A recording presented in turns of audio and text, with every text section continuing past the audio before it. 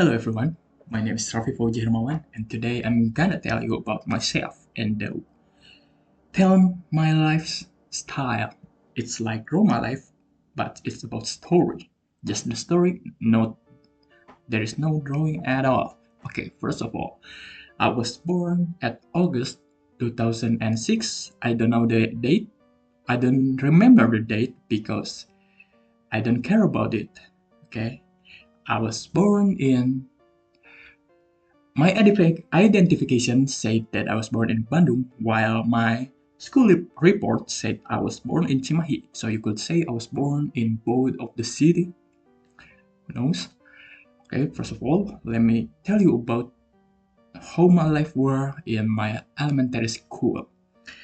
My school at the time was SDN Tunas Harapan, which is a pretty famous school in Cimahi. Okay. My life there was pretty average. I study, I played games at the Warnet or internet cafe. I got into some extracurricular activities like chess and what is oh yeah, pencaksilat. Until one time, there is a new extracurricular activities called mm, uh, math, something math, and my mom who loves her son getting into math decided that I should get out of the pencaksilat and chess activities and get into the math one. Like, okay, so I was kind of sad at the time, but because of my mom's decision, I was kind of above average in math, and that helped me getting a score of 28 in the national exam. Oh yeah, my life when I was in the elementary school, I was obese, I was fat, and a lot of my friend body shamed me, and even my crush, who like my crush body shamed me when I was in the elementary school. It made my heart broken, man. Like, okay, now since I got a score of 28 in the national exam, I can get into any junior high school if there is not any zonasi. Yeah, the zonasi system sucked. Like, I was so sure that I could go into the Bandung one, but zonasi threw me off. You just get out and get into the Cimahi one. And so there I am at SMPN 4 Cimahi. I was because I was body sham at the elementary school. I was lonely, something like that, until one one girl in my class approached me and she asked for my name and we exchanged both name. Her name, let's call her F.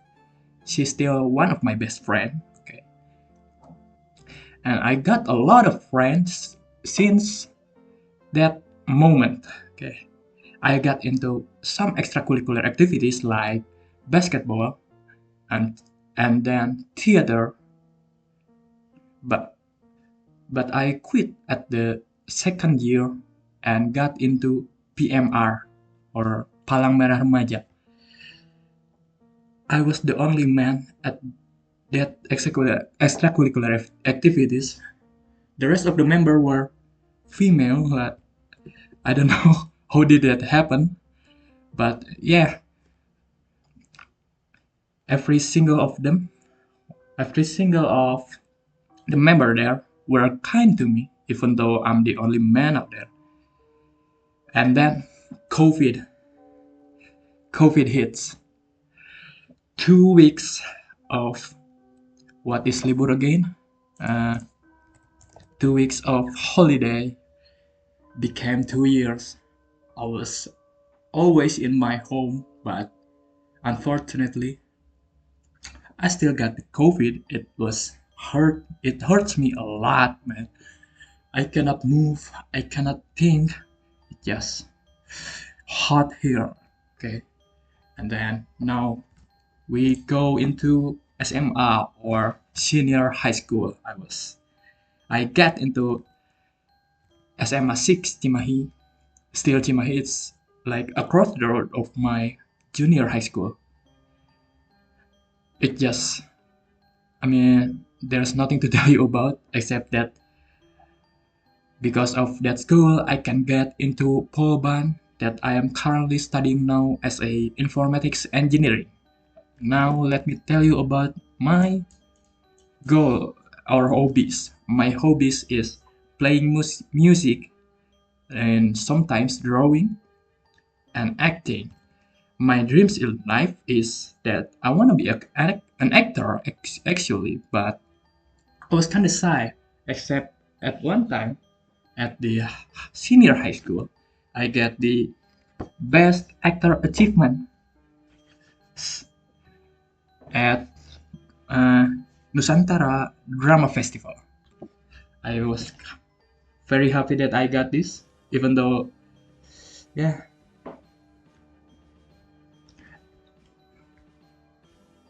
What is there to tell you about next?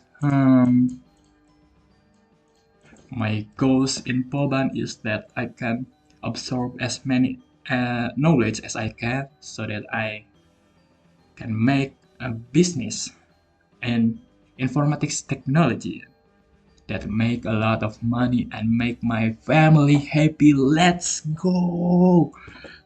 That's all. Picture this. It is a very hot day in Indonesia. What I mean by very hot is if you go out there, the road is sizzling hot. You step your foot in that road, your feet get burned into a medium rare meat.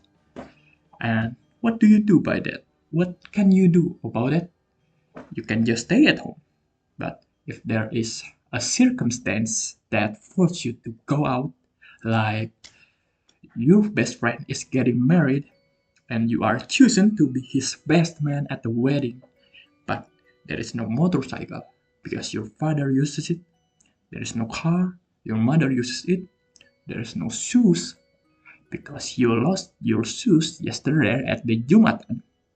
I curse you, those who stole shoes at the Jumatan.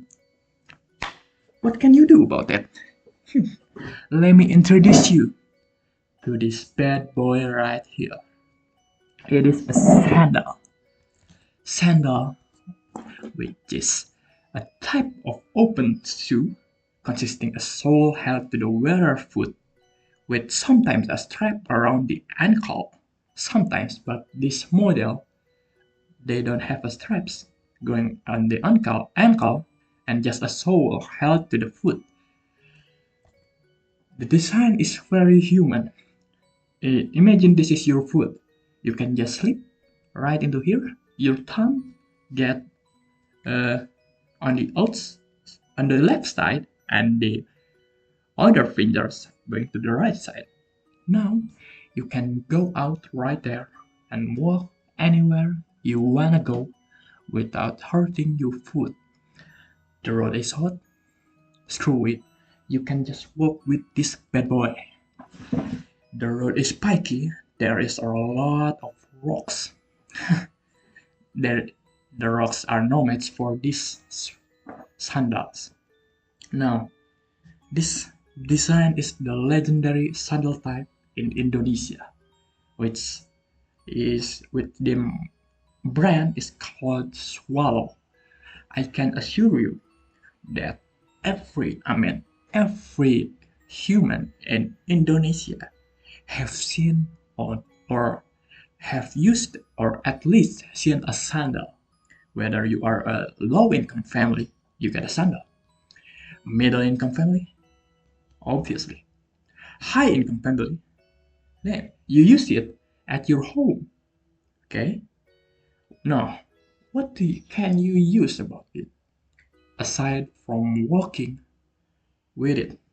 Okay, first of all, let me tell you, you can play a game with this. What game? Tag. Tag. How should I spell it? uh, tag. I mean, yeah, it's a game where you throw your sandal as hard as you can to other players, and if the players got hit, he became it, and it will take the sandals and throw it onto other players. Okay, if he misses, then he still becomes the it and need to take the sandal that he just throw. Is there anything that we can do with this sandal aside from games and working? I mean, yeah, you can use it as a decoration. Like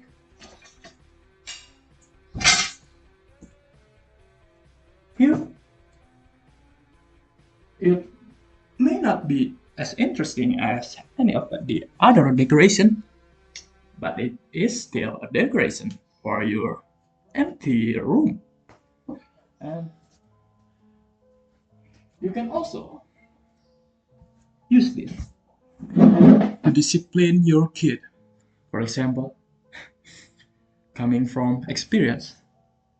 Hey son, what kind of grade do you get on the math exam? Uh, I got a 95. 95? Are you kidding me? Uh, it's not uh, encouraged to beat your kid with the sandal, but you can like lightly hit them if you wanna discipline them, but don't hit them too much because they might be traumatized by you. I mean, that's all about sandals. Oh no, that's not all. The sandals come in various colors. Like this one is my favorite, blue. There is also yellow, black, pink. Uh, any color in the color wheel, there is a color for this sandal. But the base is always, I mean, not always, but most of the time, the base is colored white, while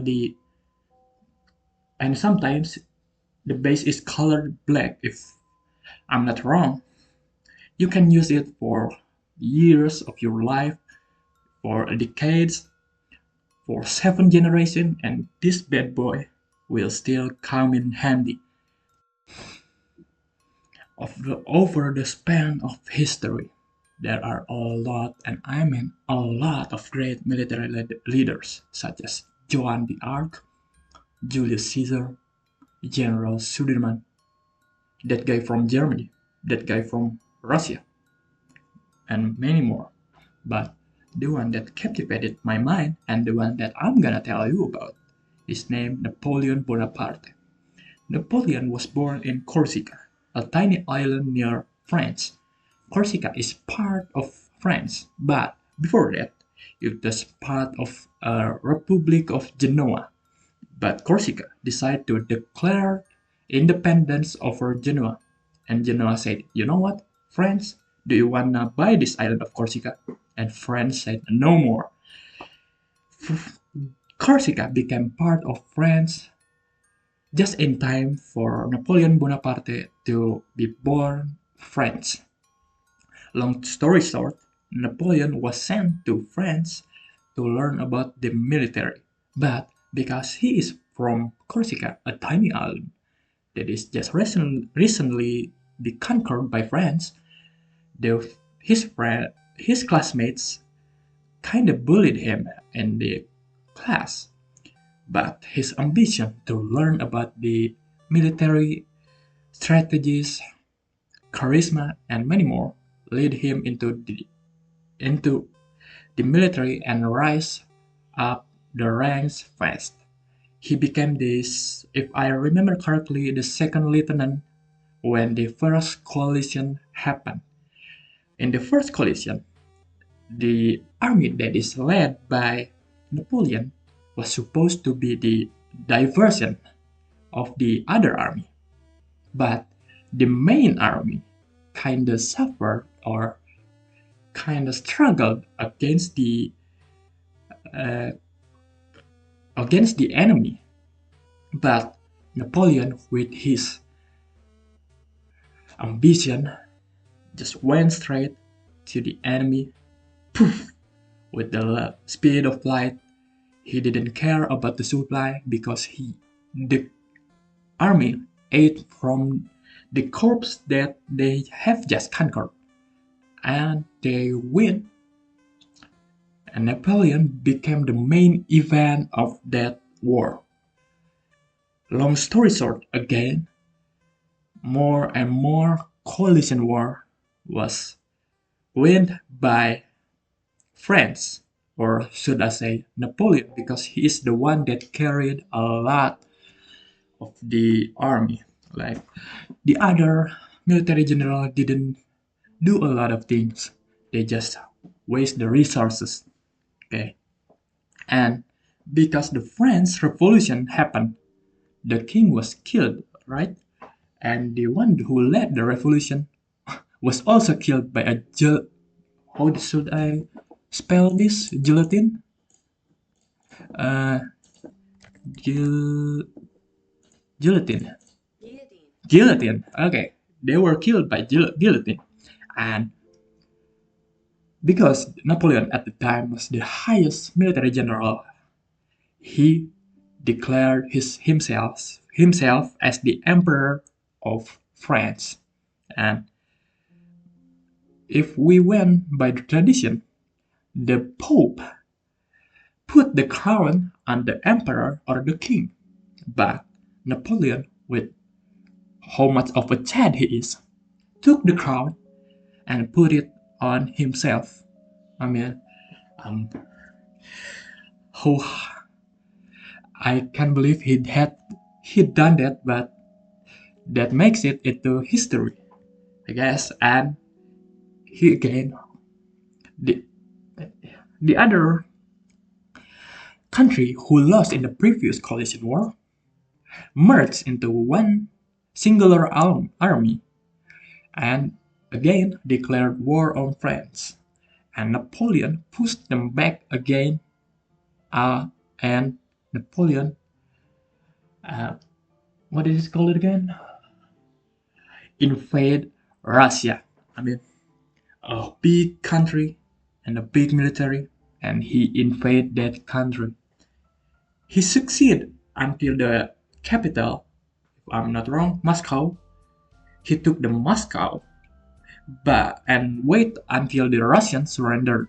But Russian didn't surrender, and the summer. What is the cold season again? The winter hits hard, and hard by I mean hard. The carriage freezes to death. The oil reserve in the vehicle freezes too, and they are forced to go back to France.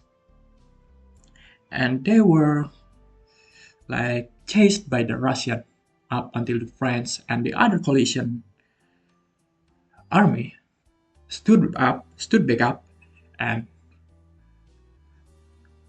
followed Russia to to chase Napoleon and his army back to France, and the coalition party won the war. And Napoleon was exiled to Elba in 1814, but he escaped and came back to France, where the people there cheered, "Yippee! The emperor is back! Hooray!" And I forgot, did Napoleon uh, declare war on the coalition or the other way? Oh no, the coalition uh, army that merged declared war not on France but on Napoleon himself on the war of the Seventh Coalition, and on the war of the Waterloo. Napoleon again get defeated by the coalition, and exiled to to Saint Helena with an even more protective measurement, and he died there in 1821, if I'm not wrong, where he wrote his autobiography about his legacy and how he became the man he is back then. Now, I'm gonna talk about two places, two category of places. The first one is the place that I was born into, which means my hometown, and the second one is the place that I wanna go if I had the chance. Okay, first of all, my hometown, Cimahi. Cimahi simply means Ci, which means water, and Mahi, which means enough. Cimahi simply means enough water for the people who lives here. Okay, there is not a lot of things we can talk about Cimahi because Cimahi is located in West Java near Bandung.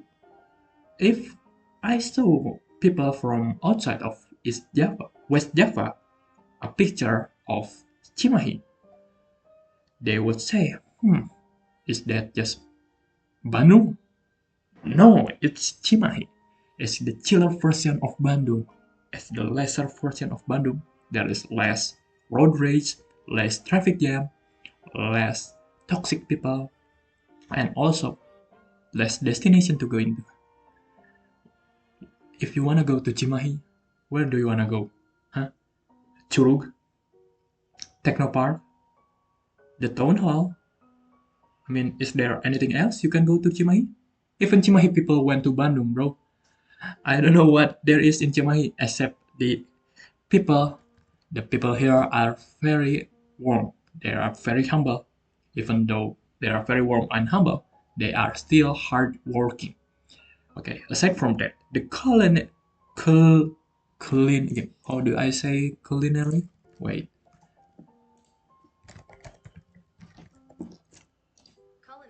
culinary is delicious. It's very delicious. Nice. There is a lot of seblak because Cimahi is like a forgotten brother of Bandung. There is also batagor or cimol, cilok, like the typical of red Sundanese food.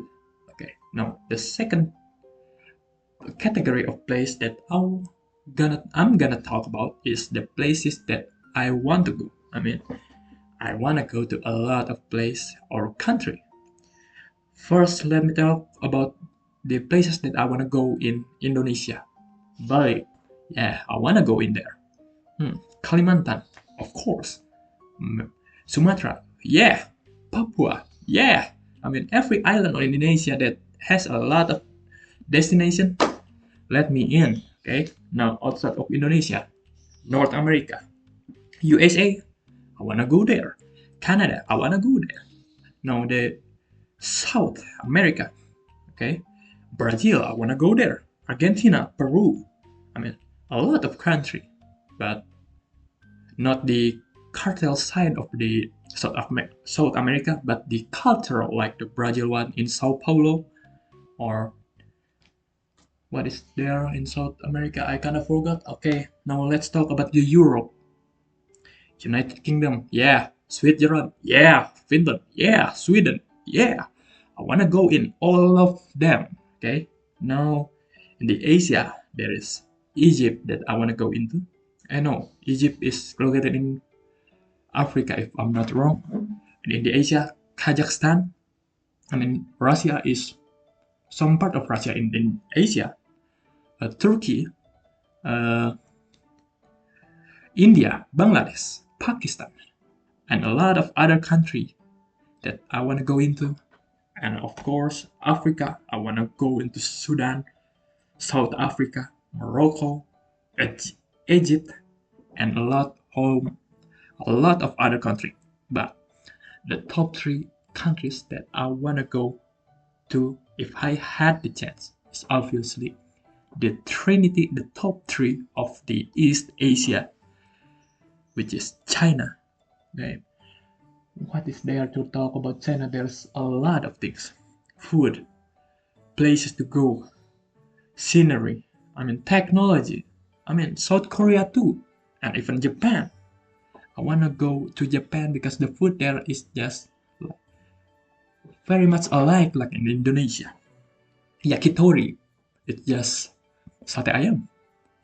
Ramen, it's just mie ayam. Sushi, it's just lemper. I mean, it kind of cocok. It's it's it suits my taste of my tongue.